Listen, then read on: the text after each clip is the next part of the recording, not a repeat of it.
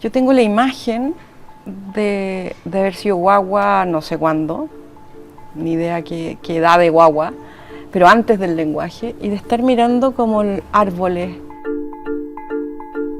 Y que en alguna medida la experiencia de la belleza tiene que ver con que todo se ensilencia en ti y pasas a ver sin que prejuicios o cosas previas te formateen, ¿no?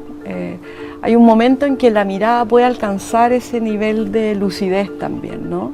En esa acción de solo mirar, de repente entra todo un mundo.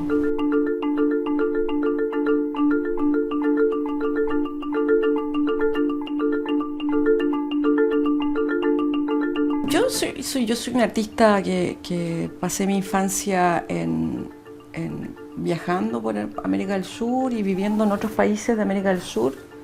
Siempre vine a Chile en mis vacaciones de verano. Me sorprendía el nivel de cuento, ¿no? Con los que las personas convivían cotidianamente. Aparece como una especie como de relato monolítico y que tú empezás a ver que tiene como unas fisuras y unas brechas, unas fracturas, ¿no? Y significa meterse un poco en esas fracturas que de repente uno las ve en el lenguaje, ¿no? Como cuando tu familia te cuenta la historia de la familia y uno se queda pegado no en lo que te dicen, sino en eso que no coincide o que no calza y que generalmente esconde justamente los secretos familiares, ¿no?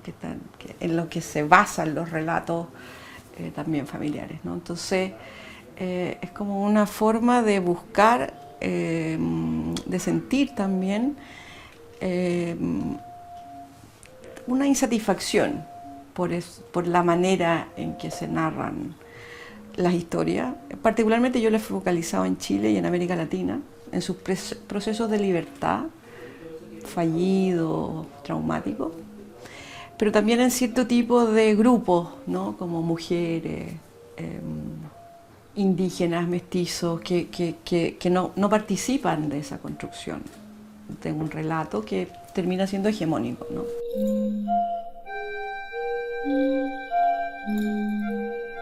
Yo no estudié en el colegio en Chile, entonces cuando decidimos hacer ese mural para la estación que está en Rancagua, dijimos, bueno, hagámoslo sobre el desastre de Rancagua, ¿no?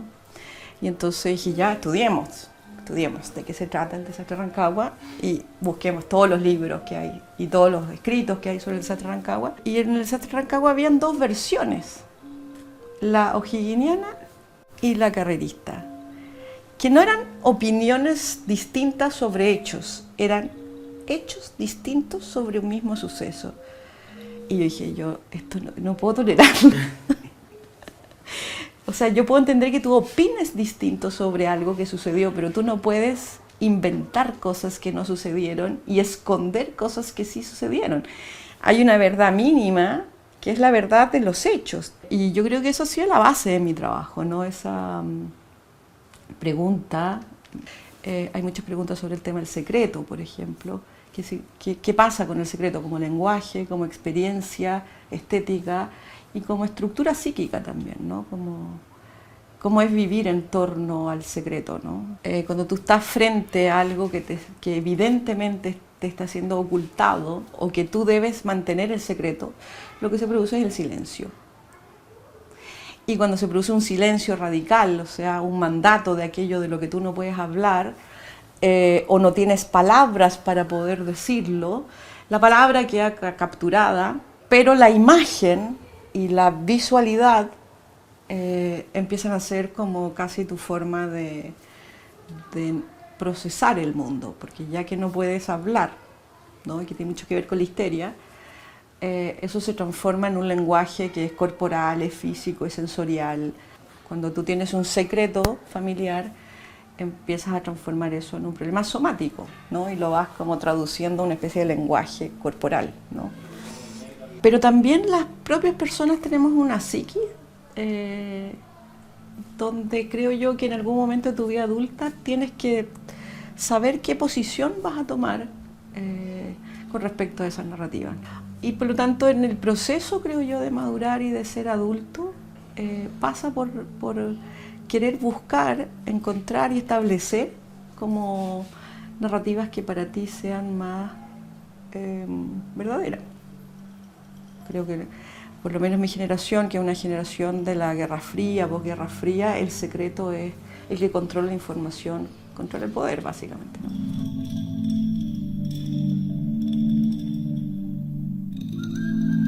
Para mí, proceso creativo y proceso de investigación son una misma cosa. Cuando vas pudiendo establecer como coordenadas nuevas de cosas que no se sabían y que tú vas como tirando hilachitas y vas articulando eso, no solamente ocurre un proceso que es intelectual, sino que también es emocional, afectivo, psíquico, ¿no? Entonces, por lo tanto, ahí mis trabajos son trabajos de edición, de acumulación, estudio y edición, ¿no? Y también me gusta molestar a esta idea estética decorativa, ¿no? De que el artista es aquel que produce algo con sus manos o con ciertas habilidades materiales. Y no, yo prefiero pensar que el artista puede ser eso, como puede ser una persona que te propone algo que tú no has visto. Mi objetivo con esa investigación es qué me produce esa investigación a mí y a los otros, ¿no? En términos de conocimiento, pero también en términos de afectividad y de reacción, ¿no? Cómo te mueve eso. A mí me pasa que muchos de los trabajos que hago la gente los rechaza, pero no porque me rechace a mí ni rechace el trabajo, sino porque rechaza eso que se le está mostrando. Es completamente nuestro aparato psíquico, ¿no? Que es muy interesante su forma, ¿no? Tú puedes tener una serie de elementos que son evidencias de cosas y aún así tu aparato psíquico te dice no, no lo estoy viendo. Entonces tiene que tener la aridez estética de conservar un elemento de su origen. Su origen es una referencia documental. Está lleno de gente que no quiere saber, que lo que quiere saber es lo que quiere saber y quiere que tú se lo confirmes. Cuando tú no se lo confirmas, se produce una... Y por supuesto también tengo conciencia de eso. Y también vivo las reacciones de eso, ¿no? Seguimos viviendo una etapa colonial al mismo tiempo que seguimos viviendo nuestro proceso de independencia inconcluso. Yo puedo sentir ambas emocionalidades aún, por ejemplo, en la sociedad chilena. Hay gente que tiene una estructura psíquica colonial y que quiere que eso se mantenga así, y hay gente que tiene un genuino sentimiento de emancipación que todavía proviene del terremoto o de la independencia. Esas estructuras no se han acabado. Estamos en el siglo XXI, vivimos fenómenos que son del siglo XVII, del siglo XVIII, del siglo XIX. Todavía quedan unas especies de energías temporales que hacen que haya una simultaneidad de los tiempos, ¿no? Y construir otra relación con la historia, una relación con la historia que es más orgánica.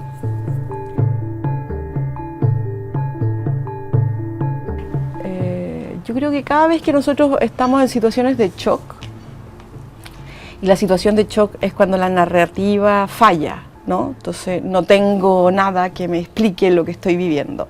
Estoy en una situación de shock, ¿no? No tengo lenguaje para esto. Ahí uno siente que el tiempo es simultáneo, que no tiene un orden, que pasado, presente y futuro es una convención que nosotros usamos para poder estructurar nuestra cabeza.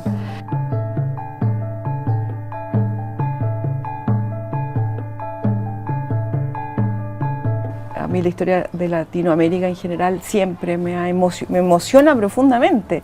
Soy una ridícula, pero me emociona. Es un lugar que me emociona su naturaleza, su gente, su historia, sus luchas, sus resistencias, sus paradojas también, sus contradicciones, porque veo algo ahí, ¿no? Creo que veo cuerpo colectivo, es lo que veo. Todos juntos sobrevivimos. Por separado no. Y es bonito, el arte tiene mucho que ver con la emoción de lo colectivo, ¿no? No estoy hablando de artes visuales, estoy hablando de las artes en general, ¿no? Si uno ve la música, los conciertos, la ópera, todo lo que genera la música, por ejemplo, en términos de masa, ¿no? Y de emoción, tú dices, es muy bueno. A mí me encanta porque yo lo estudio en otros sentidos con respecto a la historia, que es cuando se pierde la defensa, la barrera como defensiva, que es la individualidad, y tú cedes a eso y dices, ok, soy parte de un cuerpo colectivo, ¿no? Y yo creo que es muy bonito esa experiencia. Es muy bella, ¿no? Es difícil, es compleja, pero cuando ya lo sueltas es como, ok. Y parece que la historia humana está hecha de esas luchas, y las luchas son colectivas.